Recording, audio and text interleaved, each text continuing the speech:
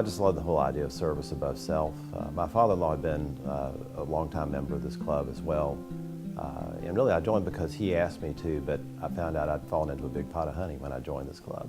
So I think one of the amazing things about Rotary is how quickly it grew worldwide. It started in 1905. The Louisville Club was formed in 1912 and was the 45th in the country. By I believe 1921, there were 1,000 clubs in the world. It is the premier club for the civic and business leaders of our community to come together. And there are various reasons people want to be engaged. One of them is for doing extraordinary community service. Another one is for networking at very high levels. And we're just a great organization to sustain because we've got wonderful people involved throughout the community doing so many things. Like last weekend was a repair fair, and it was coordinating, taking care of elderly people's homes. And just in that work project to see people with major titles, major salaries, in sweaty t-shirts, taking care of somebody they will never see again. I think it's the common purpose. You know, the fact that everybody joins, hopefully for the right reason and to give back. And there's just so many opportunities. And in a club like ours, you know, with 30-something committees, and every committee's got its own focus, you can find where you want to participate and make a difference. And I grew up in a family where service, community service was very important, particularly by my mother. Now, at that particular point, there were no women in Rotary, and there weren't women in Rotary until many years later. But just from what I knew about Rotary and what I loved about Rotary, the whole slogan, the motto, the mantra is service above self, and that's important. It's been important in our family, and it clearly is the glue that holds Rotary together, and that's why we're all attracted to it. So that's what drew me to it. Had people, good folks there, people that I was crazy about, people we represented, and I said, well, you know, if they'll have me, I'll take them. I'll take it because it's a wonderful group. My sister was a member of the Rotary Club, and she kept telling me it was fun and meet new people and do some nice things in the community, and that I should join. And after working on me for a few years, I went to some meetings and I said, yeah, she's right. I'm an orthopedic surgeon, and I was tired of going to places and talking to people about surgery and orthopedics. It's a great place for fellowship, and you can go and meet other people that are not surgeons. And they might ask you questions, and they want free medical advice, but that's better than having to talk with the same people every day about the same subject. And you learn something about the community when you go to Rotary. And the fellowship there is just that way, that you bring out and they bring out in you some things that you do. And you just, like you're asking me questions, you do that at a lunch, and you find out who the new people are and who the old people are. And my God, I never had any idea you did that. And once I got down here, I met the people, and it was a diverse group of people that I normally associated with just my professional people. But this was an opportunity to meet people outside of my specialty, outside of my field. And they were nice people, prominent people in Louisville, fun folks. And that's kind of what I like about it. They're the newsmakers.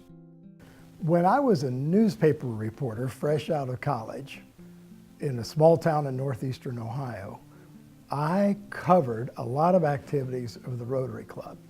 And I was so impressed with the group study exchange that came from England and toured the community and got to know many of the real leaders of that community in business and also in civic affairs, who were all members of the Rotary Club. And I just remember thinking, wow, this Rotary group is really an amazing organization, and wouldn't it be wonderful? I wonder if I'll ever achieve any kind of a status where I could be a member of Rotary. And one of the first meetings I went to, they had this charming young lady as our speaker, and she had just won the America's Junior Miss Contest. I said, wow, this is an exciting club. What's her name? Her name was Diane Sawyer. I said, this is a lively club with a lot of interesting things going on. I'm going to enjoy this. This is like the original networking. So because when you get with people every week, and it's not like most organizations where you're meeting once a month or you're meeting every 4 months or something. So every week you get to know people. And then the fact that it's service-based, so you're not just getting to know people, but you're also doing something united with each other to help whatever cause that you're helping. And I think it's the combination of those two.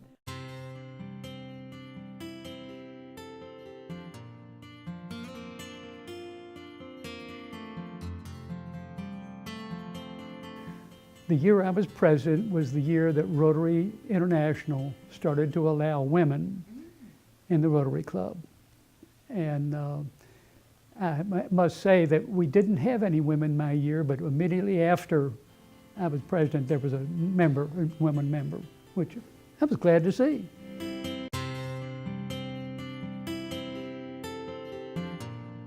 I started the meeting with a joke. Everybody would stand up, and then I would tell a joke. And of course, even before I started telling the joke, I was booed. You know, the crowd would boo, you know, see. But I knew it went over because when I went out in the community, I'd hear the jokes from the wives. The wives would say, well, we got your joke today, you know. And so I know the husbands were going home and telling the wives. So it went over even though I got booed all the time. One of the ladies would sit in the front row and she would go like that. And I'd say, why are you doing that? She said, that's a sexist joke, you know, see. But she had jokes that were worse than mine.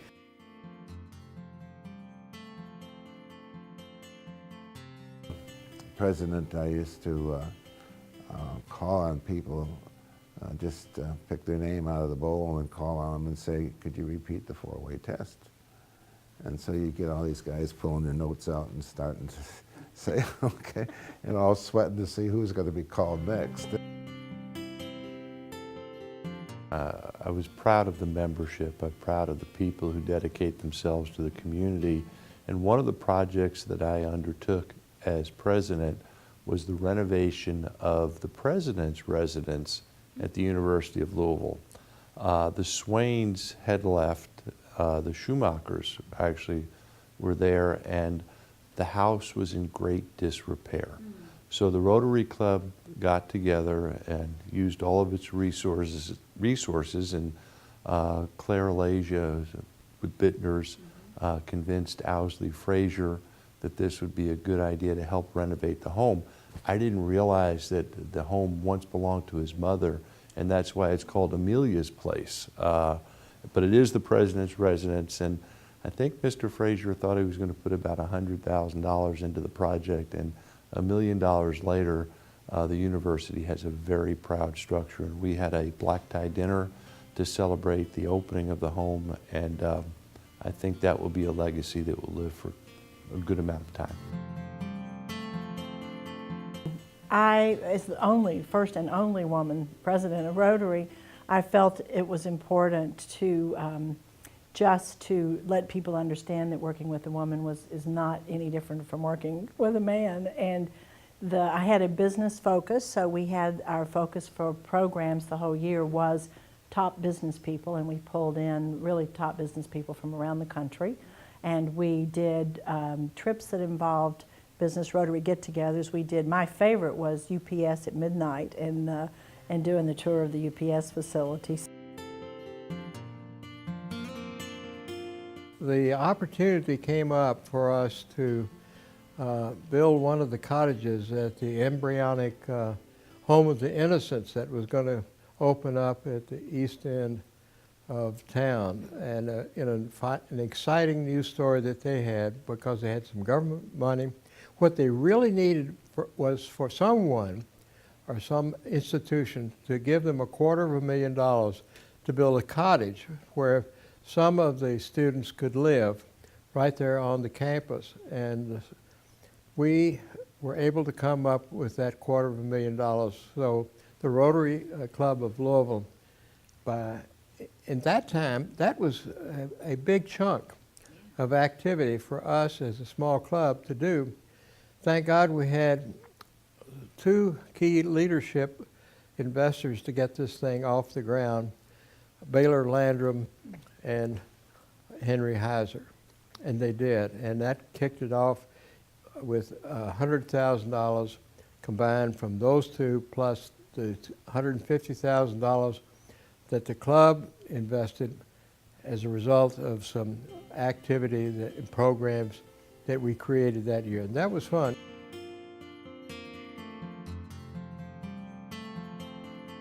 I guess I'm most proud of the fact that during my administration we raised the $250,000 for the hospital for Home of the Innocents. And it was a huge project. I mean, everybody was involved. We had all these extra committees, and we had all these people stepping up and just taking leadership positions, and it was a crazy year. And yet we met our goal by the hardest.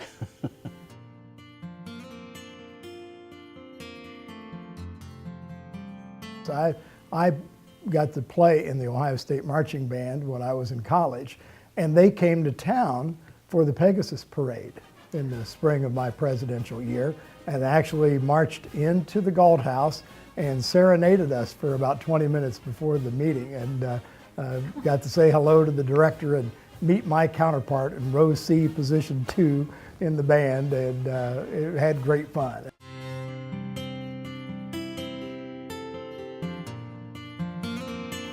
It was also the year of Hurricane Katrina, which Rotary, when you think of many times Rotary makes contributions around the world with the United States Rotarians, but it was a time when Rotary around the world turned to the United States and made a lot of contributions to help Rotarians in Louisiana and the Mississippi Gulf Coast. And so it was a time when things turned towards the United States instead of maybe towards the rest of the world.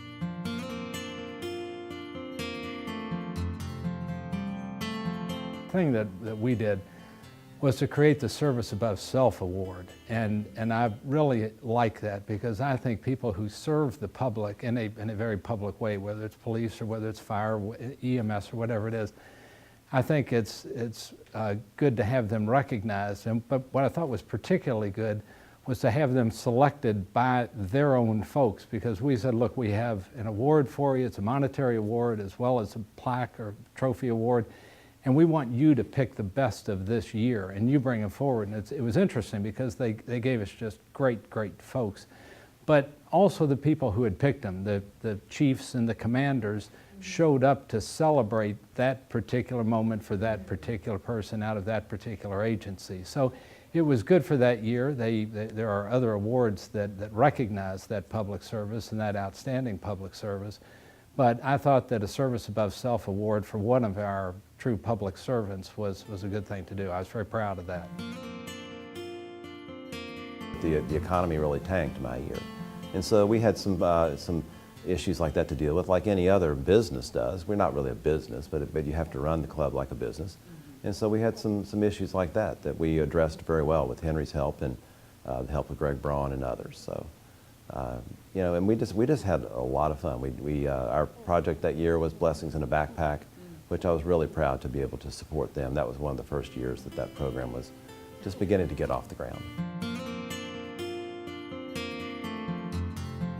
But I think the Louisville Rotary Promise Scholarship is our major event for this club in our history.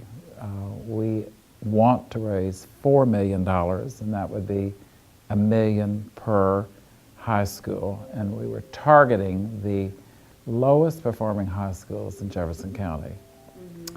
And we heard today from the principal of Western, which has had tremendous dropout rates, very low going to college interest and rates, and he's turned that around already. And I think our focus today, where the 9th graders will be told in about 2 months, when they come to school as their first day of high school, that if they can graduate with a 2.5 average, get 90% attendance and good citizenship, that they will have a free college education. Rotary is composite of 1.2 million people, 200 countries, 34,000 clubs. The population of Rotary 10 years ago was 1.2 million. The population today is 1.2 million. So what happened? We had 1.2 million people come in and 1.2 million people go out. So do you want a Rotary turnstile? No, I didn't. So my objective this year was a retention. How can you make a Rotarian happy? How can you keep him informed? If he's informed, he's involved. If he's involved, he's engaged. And then you have a happy Rotarian. It takes good meals and programs to help, but that doesn't. And if you have retention, then you don't have this turnstile, people coming and going. Rotary, you have access to the top people in the community. So I would every week pick who I wanted to have lunch with, and I would pick Wilson Wyatt, I would pick Henry Heiser Sr., I would pick George Gill, and he hated women, so that was always a funny one. But I really got to know them, and they appreciated me, and I could call them anytime, and I ended up with really good business advice from some of the top business people in Louisville. And Rotary opened that door for me, and I couldn't have had that door opened otherwise. So what it's about is really helping people, and there's no higher calling, I don't think, in terms of being a human being and being here than to help others. And that's really at the essence of Rotary. That's what we do. This club is blessed to be as large as it is, and we help a lot of people locally, we help a lot of people regionally, we help a lot of people nationally, and we help a lot of people internationally, people that we will never ever see.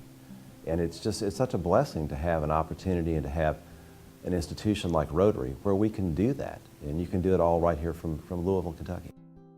One that comes to my mind was the guy was painting the church, and he's running low on paint, so he thinned the paint out, with a little bit of water, and put it up there, and he finally got the steeple done, and he was stepping back, and he was really proud with how well he did.